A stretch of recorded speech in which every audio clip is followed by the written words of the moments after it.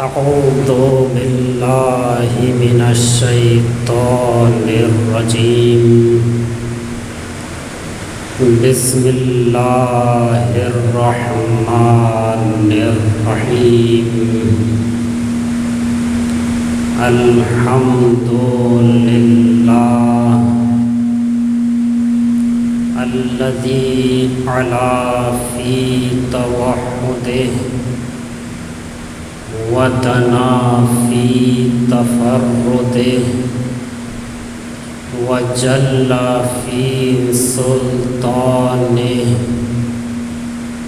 وعظم في أركانه وأحاط بكل شيء علما.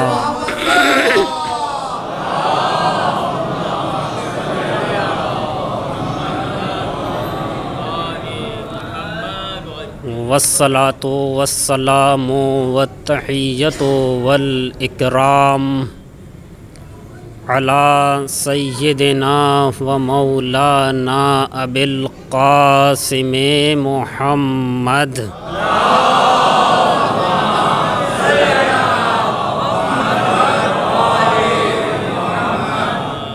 وعلى آله آل الله الطيبين الطاهرين المعصومين المظلومين الذين أذهب الله عنهم الرجس وطهرهم تطهيرا.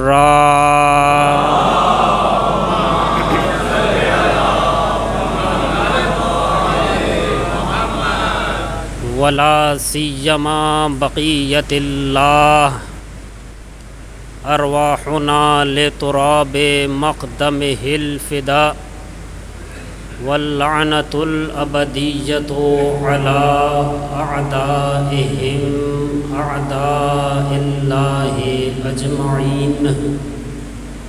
أما بعد فقد قال الله عز اسمه وجل شأنه في كتابه المجيد: الذين يتبعون الرسول النبي الأمي الذي يجدونه عندهم مكتوبا عندهم في التوراة والإنجيل يأمرهم بالمعروف وينهاهم عن المنكر ويحل لهم الطيبات ويحرم عليهم الخبائث ويضع عنهم إصرهم والأغلال التي كانت عليهم.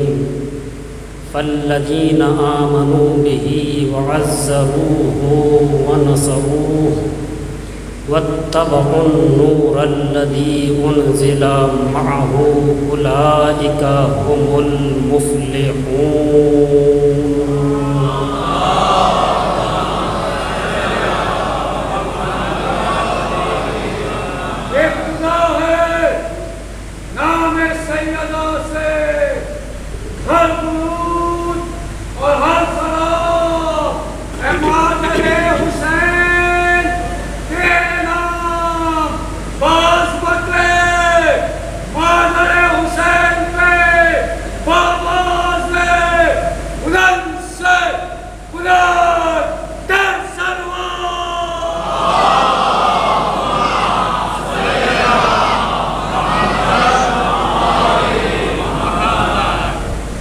حضرات محترم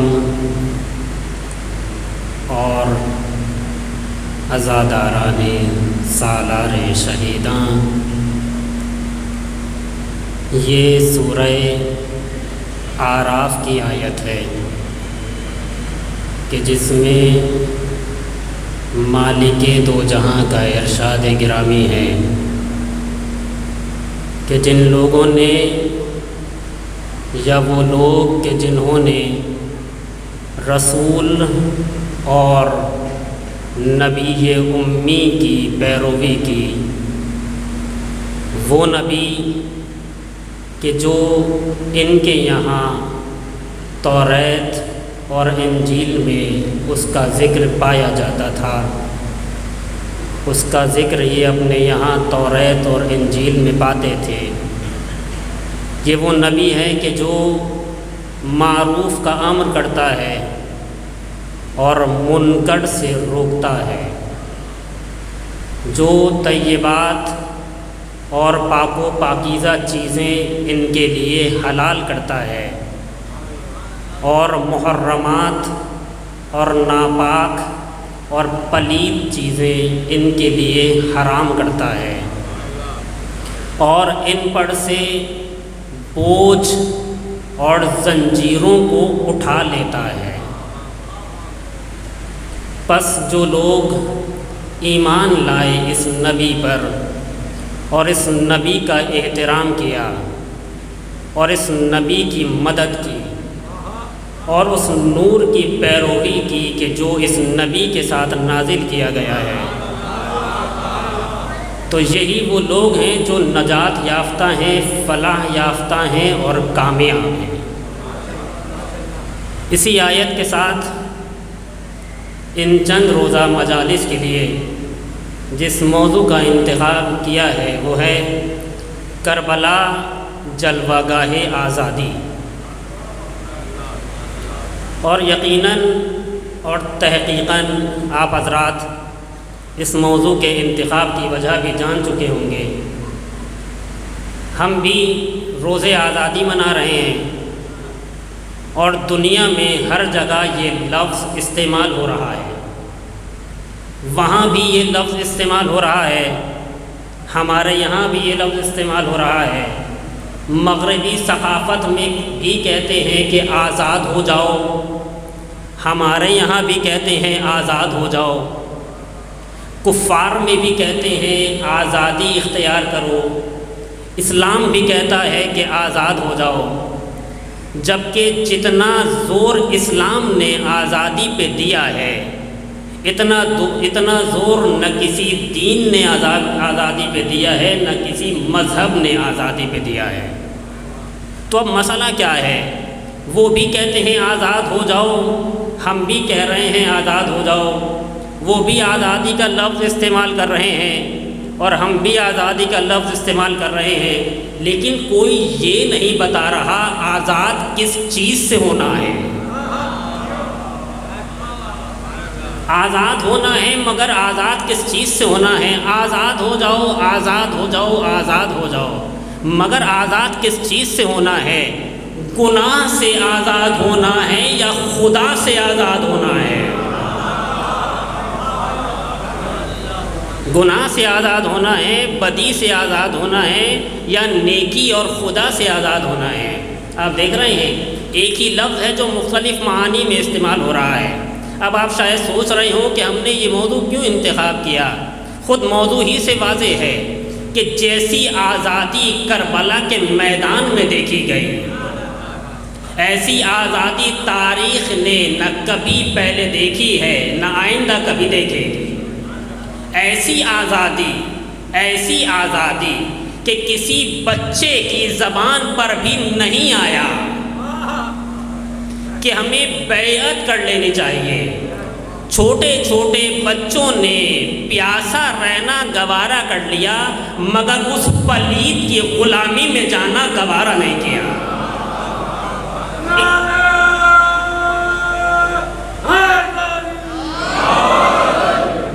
تو کہاں ملے گا یہ درس آزادی؟ جیسا درس کربلا والوں نے دیا ہے آزاد ہو جاؤ، ایسا درس ہمیں کہیں نہیں ملتا۔ جیسی آزادی ان کے یہاں ملتی ہے ایسی آزادی کہیں نہیں ملتی۔ کہاں ملے گی آپ کو ایسی آزادی کہ زنجیروں میں جکڑنے کے بعد بھی مطمئن، اور وہ آزاد ہونے کے بعد بھی پریشان؟ سمجھ میں نہیں آ رہا یہ قید ہے یا وہ قید ہے۔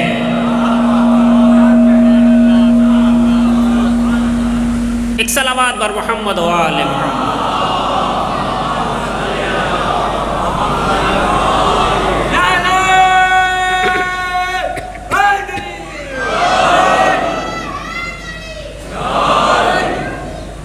سمجھ میں نہیں آ رہا کہ آزاد ہے کون؟ یہ زنجیروں میں جکڑنے کے بعد بھی آزاد، اور وہ تخت پر بیٹھنے کے بعد بھی رسوا، تخت پر بیٹھنے کے بعد بھی قید۔ بعض لوگ پوچھا کرتے ہیں نا کہ انہیں کب آزاد کیا گیا، مختلف اقوال پائے جاتے ہیں ظاہری اعتبار سے کب آزاد کیا گیا۔ اسی سال آزاد، 3-4 اقوال ہیں۔ اسی سال آزاد کر دیا، اگلے سال آزاد کیا اہل حرم کو، یا اس سے اگلے سال آزاد کیا۔ تقریباً 3 اقوال پائے جاتے ہیں۔ بعض لوگ کہتے ہیں کہ 2 سال بعد آزاد کیا ہے، بعض کہتے ہیں 1 سال بعد آزاد کیا ہے، بعض کہتے ہیں کہ نہیں اسی سال مجبور ہو گیا اور آزاد کر دیا۔ آپ کو معلوم ہے یہ قول زیادہ معتبر ہے کہ اسی سال مجبور ہو کر اس نے آزاد کر دیا، زنجیروں میں جکڑنے کے بعد، اور سب کچھ خدا کی راہ میں دینے کے بعد۔ ایسے خطبے دیے تھے زینب نے، ایسے خطبے دیے تھے سید سجاد نے کہ قاتل ہی کے گھر میں مقتول کا ماتم ہونے لگا۔ بتائیے آزاد کون ہوا؟ کربلا میں آزادی کا تصور ہی بدل گیا، مفہوم بدل دیا۔ یہاں پر میں رک جاؤں اور اسی پر تقریباً ہماری بات ہوتی رہے گی۔ عزیزان گرامی، کبھی ایسا ہوتا ہے کہ کسی لفظ کا مفہوم باقی رہتا ہے مگر اس پر عمل نہیں ہوتا، اور اگر یہ بات سمجھ میں آ جائے تو تاریخ کا ایک مسئلہ حل ہو جائے گا۔ کبھی ایک لفظ کا معنی برقرار رہتا ہے، مفہوم برقرار رہتا ہے، وہی معنی ہے جو اس لفظ میں پایا جاتا ہے، مگر مثلاً اس پر عمل نہیں ہو رہا۔ لیکن اس سے زیادہ بدتر مرحلہ وہ آتا ہے کہ لفظ کا معنی ہی بدل دیا جائے۔ آپ لوگ پوچھا کرتے ہیں مثلاً کبھی ممکن ہے کہ دنیا یہ پہچانے کہ حقدار کون ہے مگر حقدار کو حق نہ دیا جائے۔ ممکن ہے کہ معلوم ہو کہ حقدار یہ ہے مگر حق نہیں دیا جا رہا۔ لیکن اس سے بھی بدتر مرحلہ وہ آتا ہے کہ حق کا معنی ہی بدل دیا جائے، باطل کو حق کہا جانے لگے اور حق کو باطل کہا جانے لگے۔ اب اگر یہ بات سمجھ میں آ جائے تو تاریخ کا مسئلہ حل ہو جائے گا کہ کیوں امام حسن نے صلح کر لی اور کیوں امام حسین نے جان دے دی۔ امام حسن صلح کر رہے ہیں، کیوں صلح کر رہے ہیں؟ اور امام حسین جنگ کر رہے ہیں، اپنی جان دے رہے ہیں، اپنے عزیز و اقارب کی جان دے رہے ہیں۔ کیوں جان دے رہے ہیں؟ مسئلہ یہ تھا کہ باپ اسلام کا نام لے کر خراب کر رہا تھا۔ باپ کے زمانے میں لوگوں کو معلوم تھا کہ حقدار کون ہے، بیٹے نے حق کا معنی ہی بدل دیا تھا اور کہہ رہا تھا لعبت ہاشم بالملک فلا خبر جاء ولا وحی نزل۔ باپ کے زمانے میں معلوم تھا کہ کس پر وحی آئی تھی، کس پر خبر آئی تھی، کون معدن رسالت ہے، کون معدن وحی ہے، مگر بیٹا کہہ رہا تھا کہ نہ ان پر کوئی وحی آئی تھی، نہ ان پر کوئی خبر آئی تھی، یہ بنی ہاشم کا ڈھونگ تھا۔ اب معنی کو اس کی حقیقت کی طرف پلٹانے کے لیے ضروری تھا کہ حسین اپنی جان دے دے، اور حسین نے اپنی جان دے کر معنی کو حقیقت کی طرف ایسا پلٹایا کہ قیامت تک حق حق رہے گا اور باطل باطل رہے گا۔ حسین ابن علی سے پہلے کوشش کی گئی کہ حق کا معنی بدل دیا جائے، جو حقدار ہے اسے باطل کہا جائے، جو باطل ہے اسے حقدار کہا جائے، مگر حسین ابن علی نے ایسی قربانی دی اور اس طرح سے لفظ کا معنی اس کی حقیقت کی طرف پلٹایا کہ قیامت تک کوئی بھی حق سے اس کی حقانیت چھین نہیں سکتا۔ قیامت تک حق اپنی حقانیت پر باقی رہے گا۔ اور یہ کام حسین ابن علی نے کربلا میں کیا۔ اس کے بعد یزید ابن معاویہ ابن ابو سفیان نے علی ابن حسین ابن علی ابن ابو طالب کو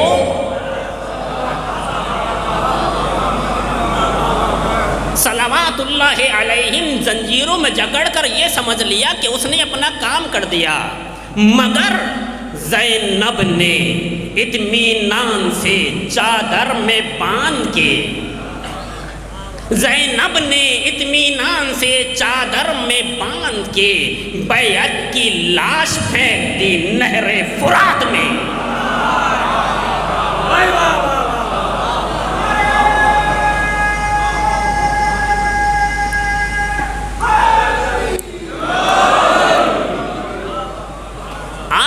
زنجیروں میں جکڑ تو لے گا، توجہ کیجیے گا، خاص طور پہ جوان، میں کہا کرتا ہوں یہاں دوبارہ کہہ دوں، بزرگ تائید کرتے ہیں، ممنون ہوں، مشکور ہوں، جوانوں سے مخاطب ہوں۔ زنجیروں میں جکڑ کے وہ یہ سمجھ رہا تھا کہ کام کر دیا، زنجیروں میں جکڑ تو لیا مگر اب سوال بیعت منہ سے نکل نہیں پا رہا۔ حسین ابن علی تک سوال بیعت ہوا ہے، مگر حسین ابن علی کے بعد جب سب اس کے حق میں ہے، زنجیروں میں جکڑ لیا ہے، رسیوں سے باندھ لیا ہے، ایک رسی میں سب کو باندھ لیا ہے اور اسیر کر کے کھڑا کر دیا، مگر اب زبان ہل نہیں رہی، گویا گونگا کر دیا زینب بنت علی کے خطبوں نے۔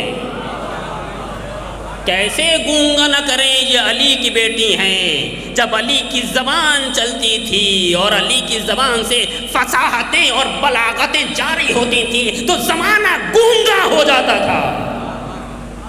یہاں پر یہ بات عرض کر دوں، آپ کو معلوم ہے بریکٹ میں، آپ کو معلوم ہے امیر المومنین علی ابن ابی طالب علیہ السلام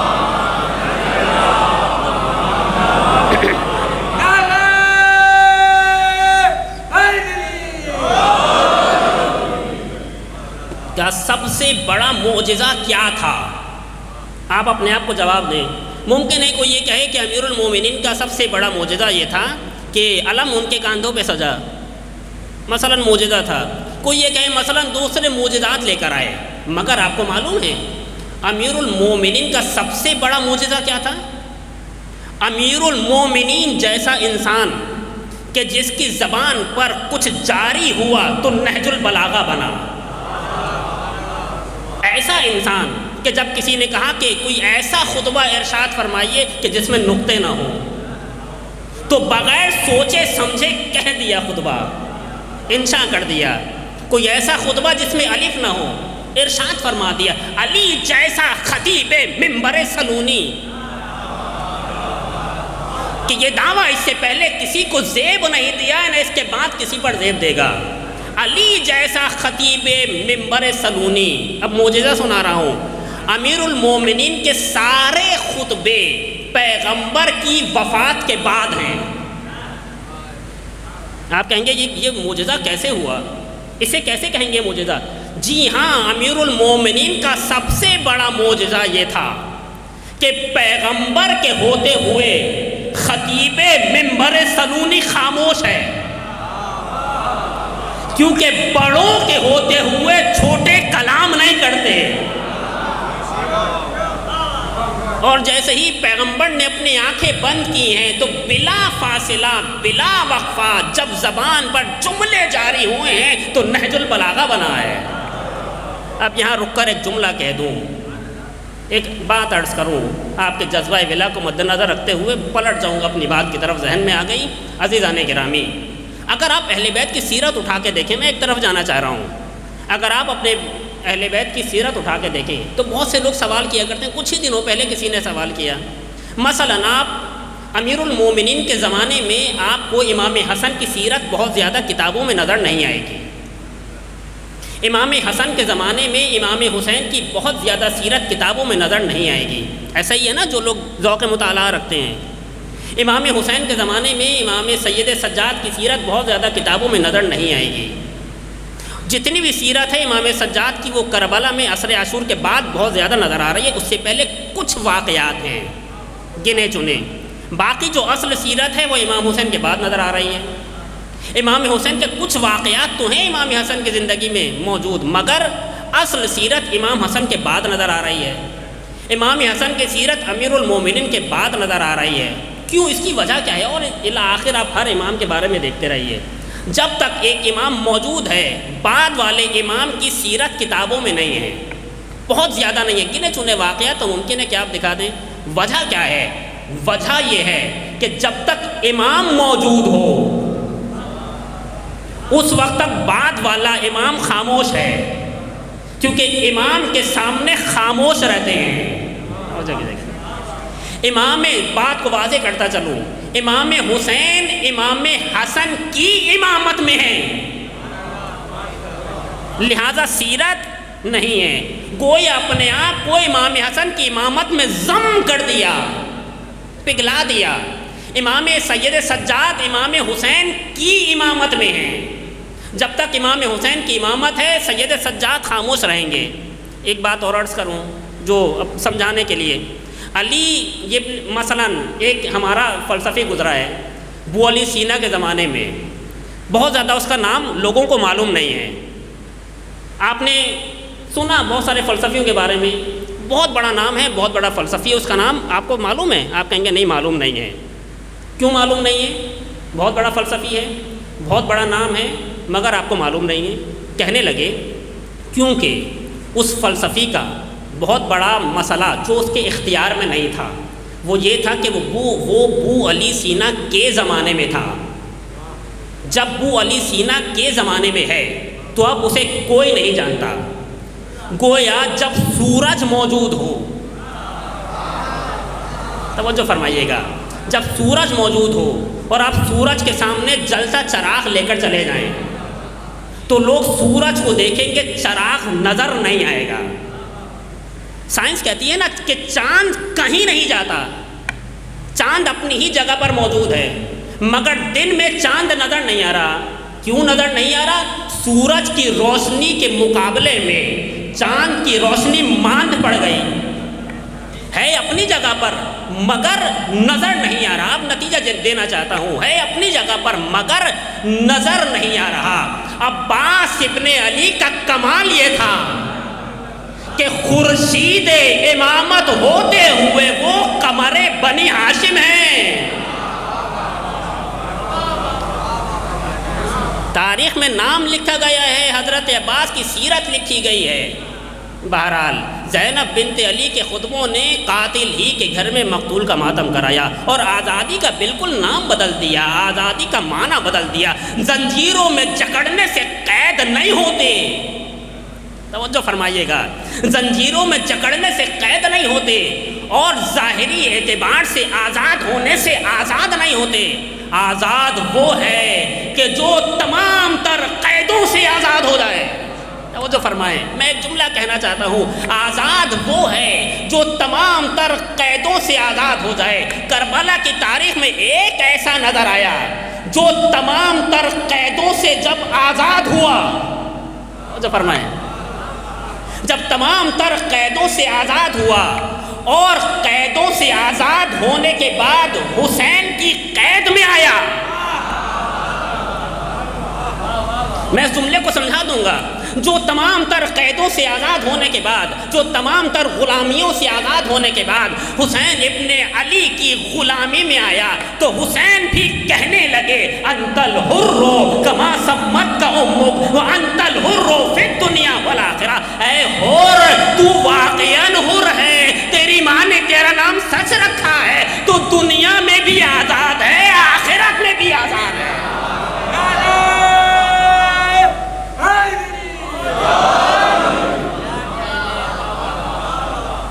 حر یعنی آزاد۔ حر کا معنی کیا ہے؟ حر یعنی آزاد۔ حریت کوئی حر سے سیکھے۔ کبھی ایسا ہوتا ہے کہ انسان، اکثر ایسا ہوتا ہے، کبھی نہیں اکثر ایسا ہوتا ہے کہ اسم اور مسمى آپس میں مماثلت نہیں رکھتے۔ آپ نے کسی کا نام رکھ دیا خوبصورت تو ضروری نہیں کہ وہ حقیقتاً خوبصورت ہو۔ عام طور پر دنیا میں ایسا ہی ہوتا ہے کہ اسم مسمى سے مماثلت نہیں کرتا، سوائے اہل بیت کے گھرانے کے، وہاں پر اسم مسمى ایک ہوتا ہے۔ اگر کوئی علی ہے تو واقعاً علی ہے، اگر کوئی حسن ہے تو واقعاً حسن ہے، اگر کوئی سجاد ہے تو واقعاً سجاد ہے۔ یہاں تک بیان کیا گیا کہ ان کے القاب بھی خدا کی طرف سے آئے۔ توجہ کیجئے گا، نام تو خدا کی طرف سے آئے ہی تھے، القاب بھی خدا کی طرف سے آئے، اور القاب دے کر ان کی ذمہ داریوں کو معین کیا گیا۔ مثال دوں گا بات واضح ہو جائے، القاب دے کر ذمہ داریوں کو معین کیا گیا۔ مثلا تم باقر ہو، تمہاری ذمہ داری ہے کہ علوم کا سینہ چاک کر کے علوم نکال لو۔ تم صادق ہو، تمہاری ذمہ داری ہے کہ اپنے صداقت کے ذریعے سے اہل بیت کے مذہب کو آگے بڑھاؤ۔ تم سجاد ہو، توجہ کیجئے گا، تم سجاد ہو، تمہاری ذمہ داری ہے کہ سجدہ کر کے آنے والے قیامت کو روک دو۔ یہ جملہ واضح ہوا آپ کے لیے؟ شب عصر عاشور کہ جب امام حسین علیہ السلام شہید ہو گئے تو دشمن کہتے تھے، اب مصائب کی منزل پہ نہیں ہوں لیکن عجیب منزل ہے، میں اور میرے استاد اکیلے بیٹھے تھے، اس وقت یہ ساری باتیں ہو رہی تھیں، ماحول بہت ہی بدل چکا تھا، ایک عجیب حالت تھی، وہ عرض کر رہے تھے، میں سن رہا تھا۔ وہ جملہ آپ کی نظر کر دوں، عصر عاشور میں جو روایات میں آیا ہے یا تاریخ نے جو لکھا ہے کہ دشمن کہتا تھا گویا قیامت آ گئی۔ کتابوں نے لکھا ہے جب امام حسین علیہ السلام شہید ہوئے ہیں، زمین لرز رہی ہے، آسمان کانپ رہا ہے، سرخ آندیاں چل رہی ہیں، سورج کو گہن لگ گیا ہے، ستاروں کی روشنی مان پڑ چکی ہے، سمندر کی طغیانی رک چکی ہے، دریا کی روانی رک چکی ہے، کوئی پتھر اٹھاتے ہیں تو نیچے سے خون نکلتا ہے، عجیب حال تھا۔ فوراً جیسے ہی امام کو شہید کیا ہے اور سر نیزے پہ بلند ہوا ہے تو بالکل یہ حالت تھی۔ دشمن ایک دوسرے سے کہہ رہا تھا کہ قیامت آ گئی۔ ہم تو سمجھ رہے تھے کہ قیامت بعد میں آئے گی، کسے معلوم تھا کہ حسین کو قتل کرنے کے بعد فوراً قیامت آ جائے گی۔ اور یہاں پر اب جو استاد کا جملہ کہہ دوں کہ قیامت آ چکی تھی، توجہ کیجئے گا، قیامت آ چکی تھی۔ کیسے نہیں آتی قیامت؟ حسین کو قتل کر دیا گیا، اور کیسے قتل کیا؟ کیسے نہ آئے قیامت؟ مگر سید سجاد کا صدقہ تھا کہ جب سید سجاد نے اپنے بابا کی شہادت کے بعد ہلتی ہوئی زمین پر سر رکھا ہے تو آنے والی قیامت کو روک لیا۔ جو قیامت کو بھی روک لے اسے سید سجاد کہتے ہیں۔ روک لیا قیامت کو۔ بہرحال تو کبھی ایسا ہوتا ہے، یہ عرض کر رہا تھا کہ اسم اور مسمى ضروری نہیں ہے کہ ایک دوسرے کے ہمراہ ہوں، مگر امام جب حر کے جنازے پہ پہنچے تو کہنے لگے انت الحر کما سمت کا امک۔ اب عجیب مرحلہ ہے، میں ہر جگہ کہہ چکا ہوں، یہاں بھی کہہ رہا ہوں کہ ہمیں مقتل خوانی اگر کرنی ہے تو رک رک کر، ٹھہر ٹھہر کر، سمجھ سمجھ کر۔ امام کی وجہ سے کربلا ہے، امام نے کربلا کو کربلا بنایا ہے، کربلا کا محور امام ہے، کربلا کا مرکز امام ہے۔ امام کا قول بھی اپنی طرف سے نہیں، امام کا فعل بھی اپنی طرف سے نہیں۔ ایسا نہیں ہماری طرح تھوڑی کہ جذبات میں آ کر کسی کے لیے کچھ کہہ دیا، نہیں، امام جذبات میں کسی کے لیے کچھ نہیں کہتا۔ یہ جملہ کہہ رہا ہوں، اس کی بہت زیادہ وضاحت نہیں کر پاؤں گا۔ امام تقیہ کر سکتا ہے، تکلف نہیں کر سکتا۔ ممکن ہے کہ بعض ایسے حالات آ جائیں کہ امام تقیہ کر جائے۔ اب تقیہ کیا ہے یہ آپ ہمیشہ سنتے رہتے ہیں دوسرے افراد سے، علماء سے۔ امام ممکن ہے کہ بعض حالات پر تقیہ کر لے، مگر کسی سے بھی تکلف نہیں ہوتا امام کا۔ جیسے ہمارے ہاں تکلفات ہوتے ہیں، اگر انہیں علامہ نہیں کہا تو برا مان جائیں گے، اگر فلاں کو حجت الاسلام نہیں کہا تو برا مان جائیں گے، اگر فلاں کو فلاں ٹائٹل فلاں لقب نہیں دیا تو برا مان جائیں گے، مگر امام جب کسی کے لیے کچھ کہہ دے تو امام یہ سوچ کر نہیں کہتا کہ وہ برا مان جائیں گے۔ اگر امام کسی کے لیے کچھ کہہ رہا ہے تو حقیقت میں اسے ایسا ہی دیکھ رہا ہے۔ جناب حر کے سرانے آئے ہیں، کون کہ جس نے لجام فرس پہ ہاتھ رکھا ہے۔ جناب حر کے جنازے پر آنے کے بعد کہہ رہے ہیں انت الحر۔ اب یہاں رک جائیں، جو میں کہہ رہا ہوں، انت الحر، تو آزاد ہے، کما سمت کا امک، جیسا کہ تیری ماں نے تیرا نام حر رکھا ہے، تیری ماں نے تیرا نام آزاد رکھا ہے۔ انت الحر فی الدنیا والآخرہ، تو دنیا میں بھی آزاد ہے، تو آخرت میں بھی آزاد ہے۔ حر کو سند دے دی، یہاں تو آزاد ہوا ہی تھا، وہاں بھی آزاد ہو گیا۔ جس طرف توجہ دلانا چاہ رہا تھا، یہ جملہ کیوں کہہ رہے ہیں انت الحر، جو لوگ حساس ہیں ان کے لیے عرض کر رہا ہوں کہ سوچئے امام کس کس مقام پر کیا کیا سوچتا ہے، کیا کیا کرتا ہے۔ ہم بھول جاتے ہیں مگر امام نہیں بھولتا۔ انت الحر، کہہ دیتے انت الحر وانت الحر فی الدنیا والآخرہ، تو حر ہے، تو دنیا میں بھی حر ہے، آخرت میں بھی حر ہے۔ ایک جملے کا اضافہ کیا، انت الحر کما سمتک امک، تو حر ہے جیسا کہ تیری ماں نے تیرا نام حر رکھا ہے۔ کیا کہنا چاہ رہے ہیں؟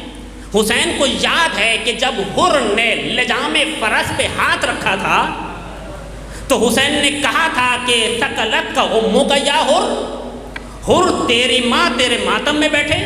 حر کو برا لگ گیا تھا، اسی لیے حر نے پلٹ کے کہا تھا کہ آقا میں آپ کی والدہ کو کچھ کہہ نہیں سکتا۔ حر بھول گیا تھا مگر حسین بھولے نہیں تھے۔ حر میں نے کہا تو تھا مگر جو کہا تھا تیری ہدایت کے لیے کہا تھا، کیونکہ امام جو کرتا ہے عزیزان گرامی، اس زاویے سے کبھی تاریخ اٹھا کر دیکھیں، ساری تاریخ کا زاویہ بدل جائے گا۔ اہل بیت کرام جب بھی کچھ کرتے ہیں جوش میں آ کے نہیں کرتے، اپنے جذبات میں آ کر نہیں کرتے، جذبات میں کوئی ایک جملہ نہیں کہتے، کیونکہ اہل بیت رضائے الہی کا پیکر ہے۔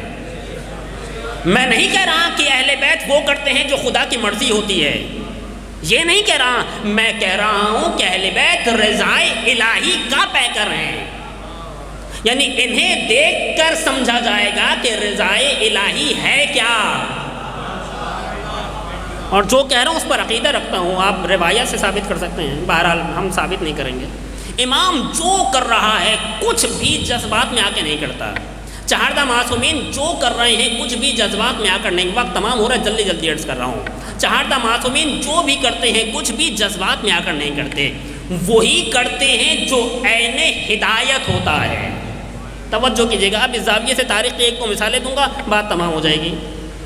جو کرتے ہیں عین ہدایت ہوتا ہے، کوئی ایک لفظ، ایک جملہ، ایک عمل اپنی مرضی کے مطابق نہیں کرتے، جوش میں آ کے نہیں کہتے، جذبات میں آ کے نہیں کہتے۔ تاریخ کا 1000 مرتبہ سنا ہوا آپ کا واقعہ ہے، اشارہ کر رہا ہوں، زاویہ بدل جائے گا، آپ دیکھیں۔ ظلم کرنے والوں نے ظلم کر دیا۔ اب اس بات کو انشاءاللہ یاد رہا تو بعد میں وضاحت کے ساتھ عرض کروں گا، موضوع میں آ جائے گی بات۔ ظلم کرنے والوں نے ظلم کر دیا، در سید کو آگ لگا دی، جناب محسن شہید ہو گئے، امیر المومنین کے گلے میں رسی ڈال دی، اور اس کے بعد پھر کہنے لگے ہم معذرت چاہتے ہیں۔ لکھ رہے ہیں، تاریخ نے لکھا ہے، ہم معذرت چاہتے ہیں، ہم نے یہ کر دیا، ہمیں معاف کر دیجئے، ہم معذرت چاہتے ہیں، ہم معافی چاہتے ہیں، معافی کے طلبگار ہیں۔ جناب فاطمہ زہرا سلام اللہ علیہا سے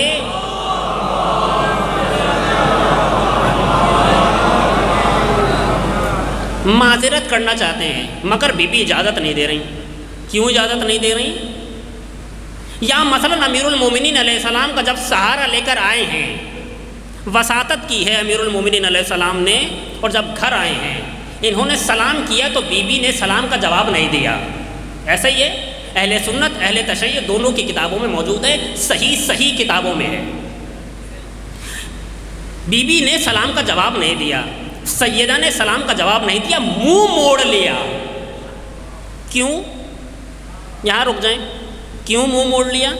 اس لیے کہ بی بی ناراض ہیں، اسی لیے بی بی ناراض ہیں کہ تم نے میرے گھر پہ ظلم کیا۔ ایک زاویہ یہ ہے سوچنے کا جو عام طور پر سوچا جاتا ہے، لیکن ایک اور زاویہ عرض کرتا ہوں ابھی آپ کے سامنے۔ بی بی ناراض ہیں، جو مشہور ہے زاویہ وہ عرض کر رہا ہوں۔ تم نے میرے دروازے کو آگ لگا دیا، معافی مانگنے آئے ہو۔ تم نے میرا محسن شہید کر دیا، اب معافی مانگنے آئے ہو۔ تم نے ابو الحسن کے گلے میں رسی ڈالی، اب معافی مانگنے آئے ہو۔ تم نے میرے گھر کی نہیں، نبی کے گھر کی حرمت کو پامال کیا، اب معافی مانگنے آئے ہو۔ نہیں، میں تمہیں تمہارے سلام کا جواب بھی نہیں دوں گی۔ ایک زاویہ یہ ہے سوچنے کا، ایک اور زاویہ ہے سوچنے کا، بی بی منہ موڑ کر قیامت تک کے افراد کی ہدایت کر رہی ہیں۔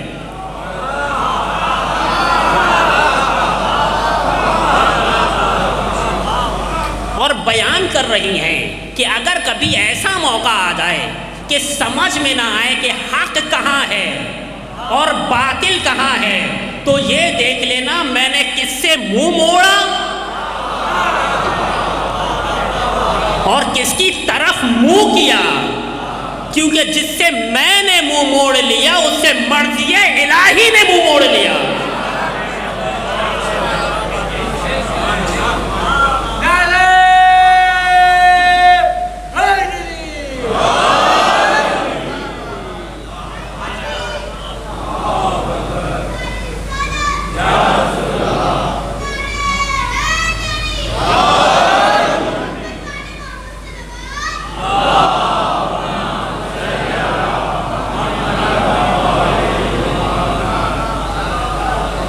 دیکھا ایک زاویہ یہ ہے سوچنے کا۔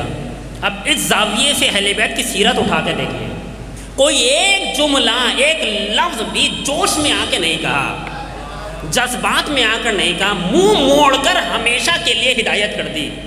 کیونکہ تم کسی کے بارے میں بھی اختلاف کرو مگر سیدہ کے بارے میں اختلاف نہیں کر سکتے۔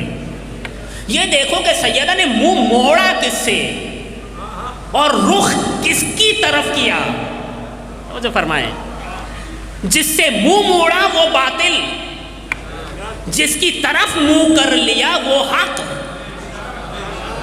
مسئلہ قیامت تک کے لیے حل ہو گیا، حل کر دیا۔ اسی لیے ہمارے اساتذہ کہتے ہیں کہ بس اگر خاص طور پہ جوان بس کسی بھی طرح سے سامنے والے کو سیدہ تک لے آؤ، کوئی ضرورت نہیں ہے شیعہ کرنے کی، کوئی ضرورت نہیں ہے کوئی مناظرہ کرنے کی، بس کسی بھی طرح سے آپ سامنے والے کو سیدہ تک لے آئیں، سیدہ علی تک خود پہنچا دیں گی۔ اب ظاہر ہے کہ ہمارا یہ موضوع نہیں ہے، ورنہ بہت ساری باتیں ذہن میں آ رہی ہیں۔ علی تک خود لے جائیں گی۔ مثلا میں کچھ اور کہنا چاہ رہا ہوں، صرف ایک بات سمجھانے کے لیے ساری باتیں کر رہا ہوں۔ مثلا من ماتا ولم یعرف امام زمانے ہی ماتا میتتن جاہلیہ، جو بھی مر گیا اور اس نے اپنے زمانے کے امام کو نہ پہچانا تو وہ جاہلیت کی موت مرا۔ میں کہہ رہا تھا نا کہ لفظ کے معانی بدل دیتے ہیں، تاریخ نے جو ستم ظریفی کی ہے، کہنے لگے نہیں یہ جو آپ کہہ رہے ہیں نا کہ جو بھی مر گیا اور اس نے اپنے زمانے کے امام کو نہ پہچانا، زمانے کے امام سے مراد قرآن مجید ہے۔ قرآن مجید بھی تو امام ہے نا لوگوں کا، لوگوں کی ہدایت کرتا ہے، لوگوں کی رہنمائی کرتا ہے۔ یہ جو روایت میں ہے، جو متفق علیہ روایت ہے، یعنی پیغمبر نے اتنی مرتبہ ارشاد فرمائی ہے کہ انکار کرنے کے باوجود بھی انکار نہیں کر سکے۔ مطلب یہی ہے نا، جو روایتیں ہمارے سامنے ہیں متفق علیہ روایتیں، آپ کو معلوم ہے نا 100 سال تک روایت لکھنے پر پابندی ہے۔ خلیفہ ثانی نے 100 سال تک روایت لکھنے پر پابندی لگا دی تھی۔ منع حدیث کا زمانہ آپ اٹھا کر دیکھیں، اس ہیڈنگ سے بہت ساری چیزیں آپ کو مل جائیں گی۔ 100 سال تک روایت نہیں لکھ سکتے، اس کے باوجود کہ جب روایت بیان نہیں کر سکتے، روایت لکھ نہیں سکتے، کہ روایت سنا نہیں سکتے، جرم ہے، اس کے باوجود کچھ روایتیں ایسی ہیں کہ جو چھپانے کے باوجود بھی چھپی نہیں۔ اس کا مطلب یہ ہے کہ پیغمبر نے اتنا زور دیا تھا ان روایات پر کہ لوگ 100 سال بعد بھی بھولے نہیں، اتنا تکرار کر دیا تھا پیغمبر۔ تکرار کا فلسفہ یہی تو ہے کہ اتنا تکرار کر دو، اتنا تکرار کر دو کہ بھولے نہیں سامنے والا۔ سمجھ گئے نا کہ اب ذکر علی کیوں تکرار کرتے ہیں؟ بھولنے بھی پائے تو سامنے والا بھول نہ پائے۔ اتنا تکرار کر دو ایک نام کو، اتنا تکرار کر دو، اتنا تکرار کر دو کہ بھول نہ پائے۔ اب بات پر بات آ رہی ہے، جناب علامہ امینی سے کسی نے کہا کہ کربلا کب تک ہوتی رہے گی؟ کربلا کربلا کربلا کہنے لگے اگر ہم کربلا کو ایسے نہ منائیں جیسے مناتے ہیں تو تم کربلا غدیر کی طرح بھول جاؤ گے۔ ایسا ہی ہے۔ بہرحال اتنا تکرار کیا پیغمبر نے، من ماتا ولم یعرف امام ازمان ہی ماتا میتتن جاہلیہ۔ حدیث تو نہیں چھپا پا رہا ہے، بس آخری مرحلے، حدیث تو نہیں چھپا پا رہا ہے، حدیث تو غائب نہیں کر پا رہے۔ اب حدیث کا معنی بدلنے کی کوشش کی کہ یہاں امام زمانہ سے مراد قرآن مجید ہے۔ پلٹ کر جواب دوں، پیغمبر نے یہ نہیں فرمایا کہ جو مر گیا اور اس نے امام زمانہ کو نہ پہچانا، نہیں، یہ ترجمہ نہیں ہے، بلکہ ترجمہ یہ ہے کہ من ماتا ولم یعرف امام زمانے ہی، جو مر گیا اور اس نے اپنے زمانے کے امام کو نہ پہچانا۔ قرآن ہر زمانے میں بدلتا نہیں ہے، ایک ہی قرآن ہے، ہاں امام ہر زمانے میں بدلا ہے۔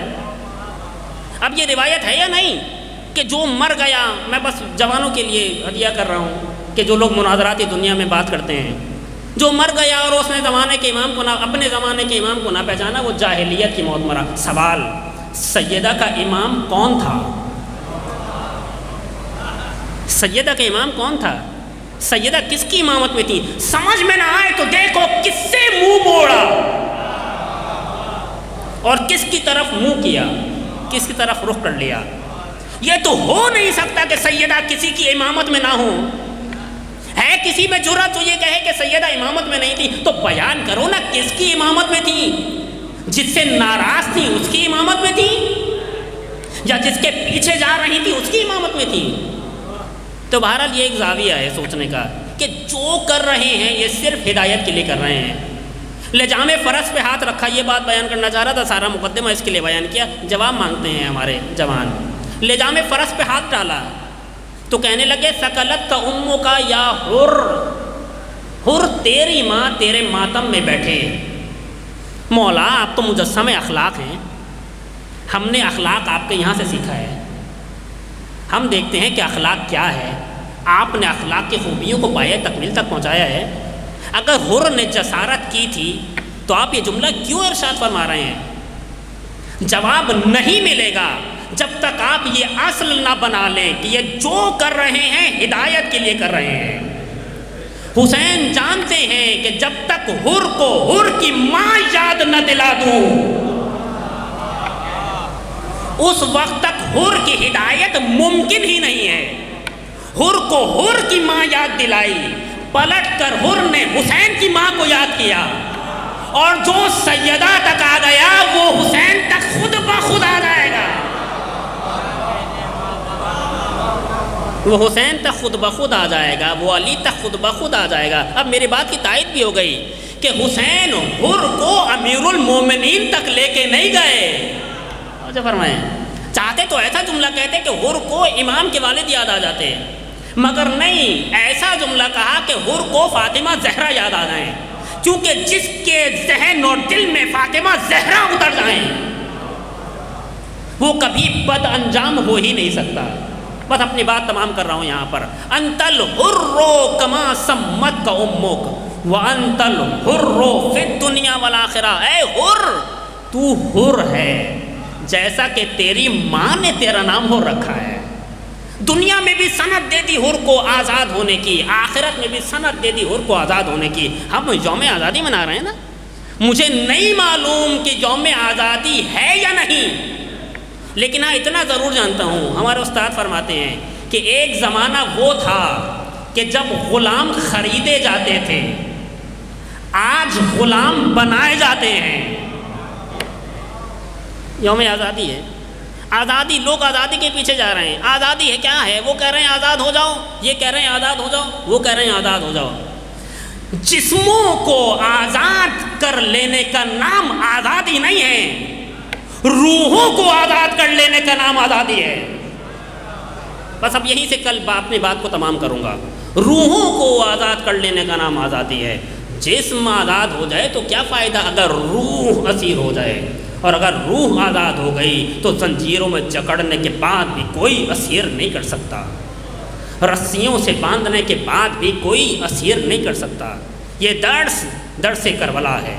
کربلا جلوہ گاہ آزادی ہے۔ آزادی دیکھنی ہو تو کربلا میں دیکھو، ان سے سیکھو آزادی کیا ہے، یہ بتائیں گے آزادی کیا ہے، ان کے بچے بتائیں گے آزادی کیا ہے، ان کے بچے بتائیں گے آزادی کیا ہے۔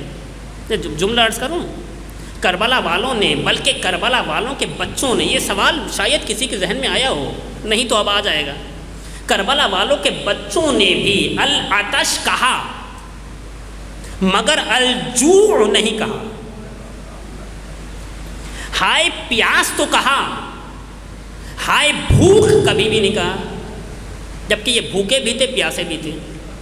کہتے الجوع العطش، ہائے بھوک ہائے پیاس کہہ سکتے تھے نا، مگر کہیں پر بھی آپ تاریخ میں کسی بچے کے منہ سے بھی نہیں دکھائیں گے کہ اس نے کہا ہو العطش الجوع۔ بلکہ سارے بچوں نے کہا ہے العطش العطش العطش. کیوں بھوک کا اظہار نہیں کر رہے؟ جس طرح سے پانی مانگ رہے ہیں تو کھانا بھی مانگ لیں. نہیں، کیوں؟ اس لیے کہ حسین نے انہیں آزادی ایسی سکھائی ہے. انہیں معلوم ہے کھانا مانگنے سے ذلت کا احساس ہوتا ہے، پانی مانگنے سے ذلت کا احساس نہیں ہوتا.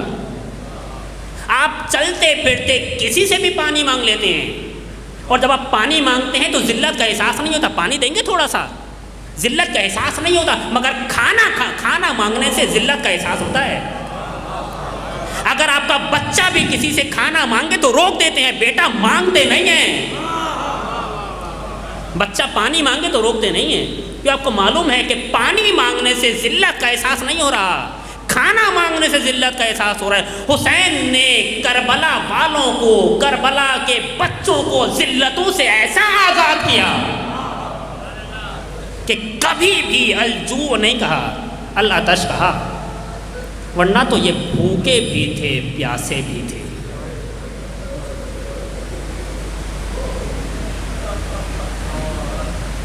کیسے بھوکے تھے، کیسے پیاسے تھے؟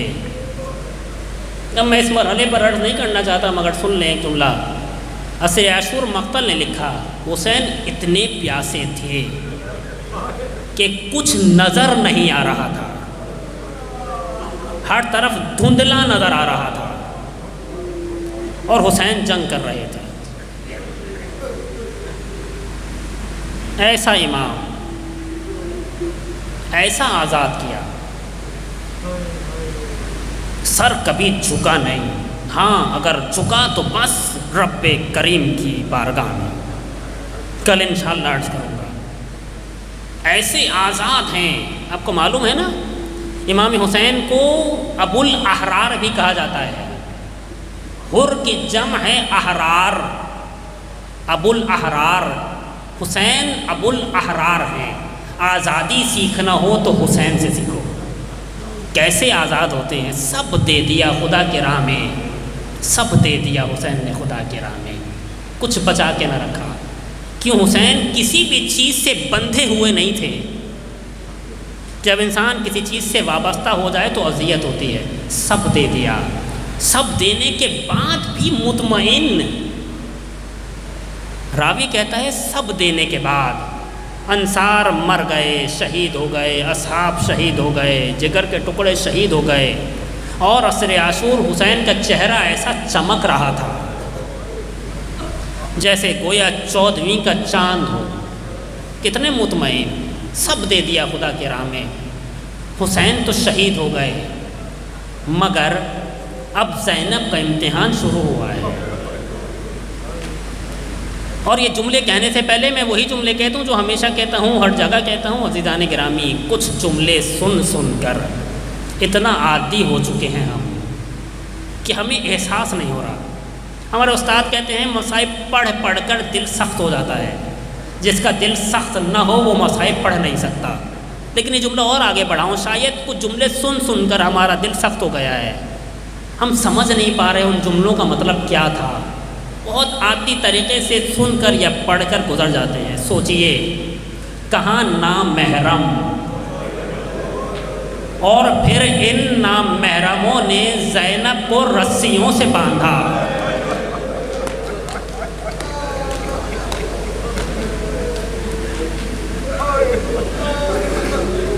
جب شام غریبہ آئی ہے، عمر ابن سعد نے کہا ہے امام حسین کو شہید کرنے کے بعد، کہا کہ کوئی بھی گھوڑے سے نہ اترے. ابھی پہلا کام جو اس نے کیا ہے شام غریبہ میں، مقاتل کے مطابق کہنے لگا ابھی حسین کا لاشا پامال کرنا ہے. ابھی شہید کیا ہے اور کہہ رہے ابھی پامال کرنا ہے. مقتل کے مطابق 10 گھوڑ سوار الگ ہوئے. ان سب کا شجرہ خراب تھا. تاریخ نے لکھا ہے سب کا شجرہ خراب تھا، 10 کے 10 کا. اور پھر جب انہوں نے امام کا لاشا پامال کیا ہے، اب میں اس منزل پر نہیں لانا چاہ رہا تھا، اس کے بعد آگے بڑھ جاؤں گا. پامال کرنے والوں کا جملہ ہے، اگر آپ برداشت کر پائیں. کہنے لگے نحنو رززنا الصدر بعد الظہر. کہنے لگے ہم نے، میں ترجمہ کر رہا ہوں لفظی ترجمہ، کہنے لگے ہم نے پہلے حسین کی کمر کو چکنا چور کیا اور اس کے بعد حسین کے سینے کو چکنا چور کیا. مجھے نہیں معلوم کمر کا پہلے کیوں کہہ رہے ہیں. وجہ یہ ہے کہ شمر نے گردن سے ذبح کیا تھا.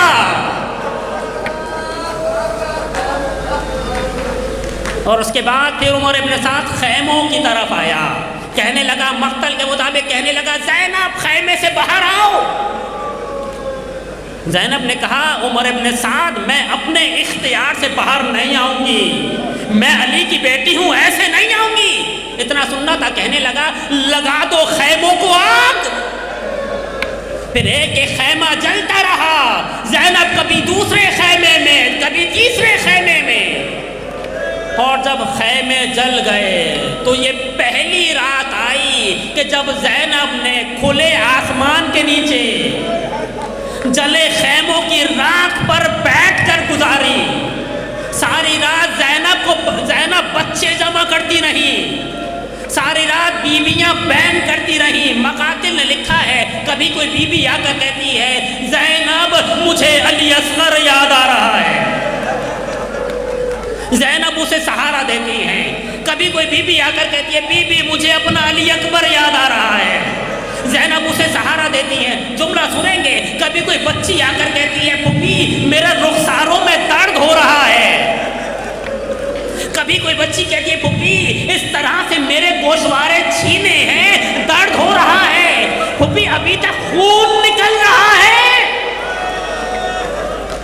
اور زینب سب کو دلاسا دے رہی ہیں. 11 محرم کی صبح آئی, آواز آئی لوٹو تبرکات علی و بطول کو, قیدی بنا کے لے چلو آل رسول کو. پھر ظالموں نے زینب کو رسیوں سے باندھا, سید سجاد کے گلے میں خاردار توق ڈالا, پاؤں میں بیڑیاں پہنائی, ہاتھوں میں ہتکڑیاں پہنائیں. پھر کہنے لگے انہیں وہاں سے گزارو جہاں پر لاشیں پڑے ہوئے ہیں تاکہ ان کے زخموں میں اضافہ ہو جائے. وہاں سے گزارا گیا جہاں پر لاشیں پڑے ہوئے تھے. زینب نے اونٹ کے بیٹھنے کا انتظار نہیں کیا بلکہ اپنے آپ کو اونٹ سے زمین پر گرایا اور پھر مقتل کے مطابق حسین کے لاشے کے پاس آئیں. زینب نے کٹی گردن کا بوسہ لیا. نہیں ایسے نہیں, ایسے نہیں. جب جناب حمزہ شہید ہوئے ہیں, جب جناب حمزہ کی شہادت ہوئی ہے اور جناب حمزہ کا کلیجہ چاک کیا ہے ہندا نے, اور پھر پیغمبر کو خبر ملی کہ حمزہ کی بہن صفیہ آ رہی ہیں. حمزہ پیغمبر کے چچا ہیں, صفیہ پھوپھی ہیں. پیغمبر کو خبر ملی کہ حمزہ کی بہن صفیہ آ رہی ہیں. کہنے لگے علی حمزہ کے لاشے کی حالت اچھی نہیں ہے, جلدی سے حمزہ کا لاشا چھپا دو. امیر المومنین نے حمزہ کا لاشا چھپایا. کیوں؟ بہن برداشت نہیں کر سکتی. یا رسول اللہ 11 محرم ہے, 61 ہجری ہے, ایک اور بہن آ رہی ہے. لاشا چھپانا تو دور کی بات, کسی نے پتھر مارے ہوئے ہیں, کسی نے لکڑیاں ماری ہوئی ہیں. مجھے نہیں معلوم زینب نے لاشے پر سے کیسے پتھر ہٹائے, کیونکہ ہاتھ تو بندھے ہوئے ہیں نا. کٹی گردن کا بوسہ لیا اور پھر کھڑی زینب کچھ سوچنے لگی. نہ سن سکیں گے, زینب سوچ رہی ہیں. کسی نے پوچھا بی بی کیا سوچ رہی ہیں, تو زینب نے بتایا بہت چھوٹی تھی, صحن خانہ میں لیٹی ہوئی تھی, میری آنکھ لگ گئی تھی, دوپہر کا وقت تھا, میری آنکھ کھلی تو میں نے دیکھا ہر طرف دھوپ ہے, مجھ پر سایہ ہے. میں پریشان ہو گئی, میں نے دیکھا کس نے میرے اوپر سایہ کیا ہے. جب غور کیا تو سمجھ میں آیا میرا بھائی حسین تھا جس نے میرے اوپر سایہ کیے ہوئے تھا. میں نے سوچا بھیا اس کا بدلہ ضرور چکاؤں گی, مگر مجھے کبھی موقع نہیں ملا. آج موقع ملا تھا مگر کیا کروں, میرے ہاتھ بندھے ہوئے, میرے پاس چادر بھی نہیں ہے. اے میرے